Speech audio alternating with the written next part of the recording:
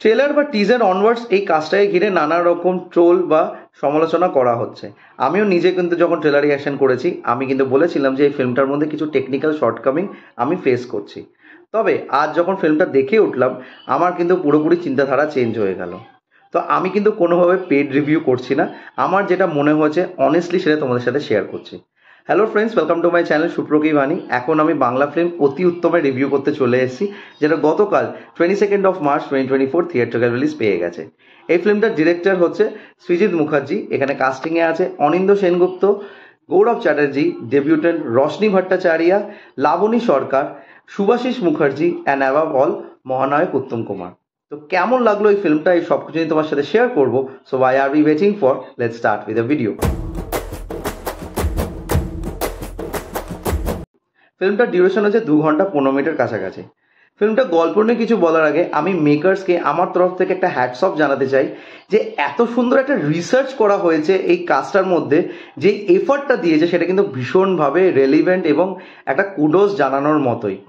উত্তম কুমারের যে ফিল্মোগ্রাফি, সেই ফিল্মোগ্রাফি থেকে নানা রকম সংলাপকে কেটে এনে সেগুলো প্রেজেন্ট স্ক্রিন প্লেতে এত সুন্দরভাবে যে জোড়া হয়েছে এবং প্রত্যেকটা ডায়লগসের সাথে যে ইন্টারমিগলিংটা করা হয়েছে সেটা কিন্তু অবশ্যই তোমাদেরকে তাক লাগাবে। অ্যাটলিস্ট আমাকে তো লাগিয়েছে, তাই জন্য সবার আগে এই কথাটা বলতে আমি বাধ্য হলাম। তো যদি ছোট্ট করে গল্পটা বলা যায়, গল্পটা হচ্ছে অনিন্দ্য সেনগুপ্তের চরিত্রকে ঘিরে, যার নাম হচ্ছে কৃষ্ণেন্দু, এবং সে যাদবপুর ইউনিভার্সিটিতে মহানায়ক উত্তম কুমারকে নিয়ে একটা থিসিস গড়ছে এবং সে মহানায়ক উত্তম কুমারের জাবরা ফ্যান, যেরকম এই ফিল্মটার মধ্যে বলা হচ্ছে। তার মা বাবা যে চরিত্র প্লে করছে লাবণী সরকার আর শুভাশিস মুখার্জি, সেও কিন্তু তাকে ভীষণভাবে অ্যাডোর করে। তো তার এক বন্ধু আছে যে রিয়েল লাইফেই উত্তম কুমারের নাতি, যে চরিত্র প্লে করছে গৌরব চ্যাটার্জি। তবে তার একটা জীবনে প্রবলেম আছে, সে একটি মেয়েকে ভালোবাসে, যে চরিত্রটা প্লে করছে রশনি ভট্টাচার্য। না, তাকে সে তার ভালোবাসার কথাটা বলে উঠতে পারছে না এবং সেই হেল্পটা নেওয়ার জন্য যে তার গুরুর কাছ থেকে হেল্প নেয়, গুরু অর্থাৎ মহানায়ক উত্তম কুমার কাছ থেকে। কিভাবে হেল্প নেয়? প্ল্যান চ্যাটের থ্রু দিয়ে তার আত্মাকে নিয়ে আসে এবং নিয়ে আসার পরে কি ঘটে এবং আলটিমেটলি তার লাভ স্টোরিটা ব্লসম হয় কি হয় না, এই সব কিছু বিষয় জানতে গেলে তোমাদের এই ফিল্মটা দেখতে হবে। না, ফিল্মের ফার্স্ট হাফ আর সেকেন্ড হাফ কিন্তু একদমই আলাদা। ফার্স্ট হাফের মধ্যে নস্টালজিয়াকে হিট করা হয়, আমাদের বাঙালির সেন্টিমেন্টকে কোনোভাবে টার্গেট করা হয় এবং উত্তম কুমারের নানা রকম ডায়লগসকে হাস্যকৌতুকভাবে এবং সিচুয়েশনাল কমেডি দ্বারা প্রেজেন্ট করা হয় এবং এই সিচুয়েশনাল কমেডিটা খুব সুন্দরভাবে স্ক্রিন প্লের মধ্যে বোনা হয়, যেটা সেকেন্ড হাফেও এক্সটেন্ড হয় দারুণভাবে। সেকেন্ড হাফে গল্পটার মধ্যে একটু মিটি ব্যাপার আসে, যেটার মধ্যে একটু হলো টুইস্ট অ্যান্ড টার্নস আসে এবং সেই টুইস্ট অ্যান্ড টার্নসটা ড্রামাটাকে আরো বেশি ইন্টারেস্টিং করে তোলে। তবে সেকেন্ড হাফটা একটু লেন্দি, আমার মনে হলো একটু স্ট্রেচ করা হয়েছে, কিছু জায়গা আরামসে কেটে দিতে পারতো। তবে ওই বিল্ডিংটা দরকার ছিল, না হলে ক্লাইম্যাক্সটা এত সুন্দরভাবে আসতো না যেটা এখানে দেখানো হয়েছে। তবে হ্যাঁ, প্রেডিক্টেবল একটা ব্যাপার আছে, বিকজ আমরা যারা ফিল্ম গোয়ার্স আছি আমরা কিন্তু সেটা বুঝে যাচ্ছিলাম যে গল্পটা কোন দিকে যাচ্ছে। তবে দেখতে কিন্তু খারাপ লাগেনি এবং এই যে চিন্তাধারাটা যে মাস্কিং করে মহানায়ক উত্তম কুমারকে নিয়ে আসা এখনের জেনারেশনের কাছে, যাকে বাঙালির একটা কি বল নস্টালজিয়া ধরা হয় বা ফিল্ম ইন্ডাস্ট্রির একটা আইকন ধরা হয়, সেই জিনিসটা কিন্তু অবশ্যই একটা ক্রেডিট পুরো মেকারকে, যে এরকম ভাবে সেটাকে বোনা হয়েছে। এই ফিল্মের গানগুলোও কিন্তু বেশ ভালো এবং প্রত্যেকটা গান কিন্তু খুব সুন্দরভাবে সেট হয় মুডের সাথে, যেইভাবে স্ক্রিন প্লেটাকে লেখা হয়েছে। স্ক্রিন প্লেটার একটা অবশ্যই ক্রেডিট আছে, যে ক্রেডিটটা আমি শুরুতেই বললাম যে সংলাপের সাথে যে ম্যাচ করেছে এবং ওই সিচুয়েশনটাকে যে আপরাইজ করছে সেটা কিন্তু দেখতে ভালো লেগেছে।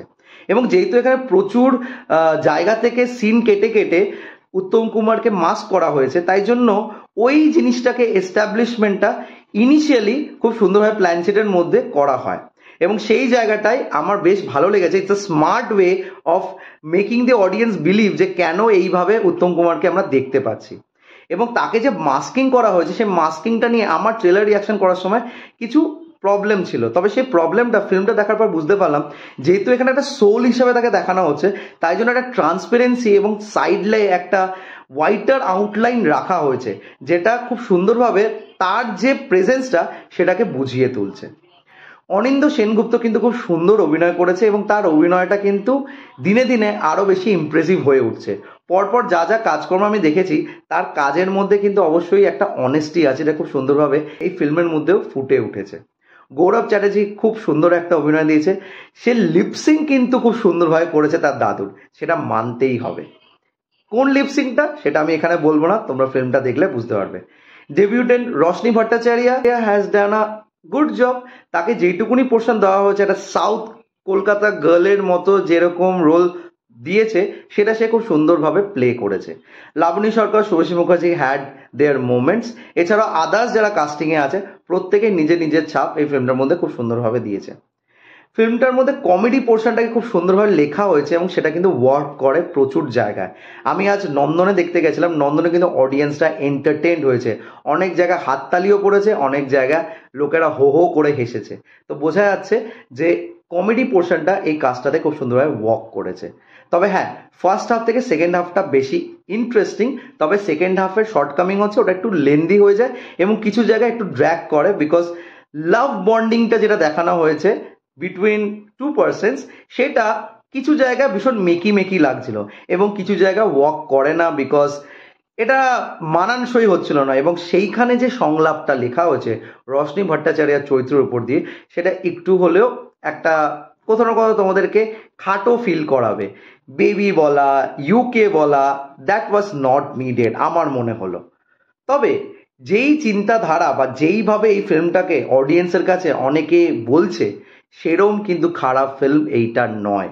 অবশ্যই একটা out of the box attempt নিয়েছে সৃজিত মুখার্জি এবং সেটা কিন্তু আমার মতে সে উইথ ফ্লাইং কালার্স পাস করেছে। তো আমার কাছে এই ফিল্মটা এন্টারটেনিং লেগেছে এবং আমি বলবো প্রত্যেককে ফিল্মটা দেখার জন্য, নস্টালজিয়া হিট করার জন্য। এবং আমার মতো যারা উত্তম কুমারের নানা রকম ফিল্মোগ্রাফির সাথে ওয়াকিবহল নয়, কিছু বাদ দিয়ে, তারা কিন্তু একটা এন্টারটেনমেন্ট পাবে, বিকজ সেই সব ডায়লগসগুলোকে এত সুন্দরভাবে জাক্সটাপোজ করা হয়েছে এই ফিল্মের মধ্যে যে মজা এসে গেছে। সো রিভিউটা যদি ভালো লেগে থাকে, don't forget to like, share and subscribe my channel. আর আমার সাথে জুড়ে থাকার জন্য আমাকে ইনস্টাগ্রামে ফলো করতে পারো। ইনস্টাগ্রাম হ্যান্ডেল হলো সুপ্রো09bit2। আই রিপিট, সুপ্রো09bit2। Till then, stay tuned.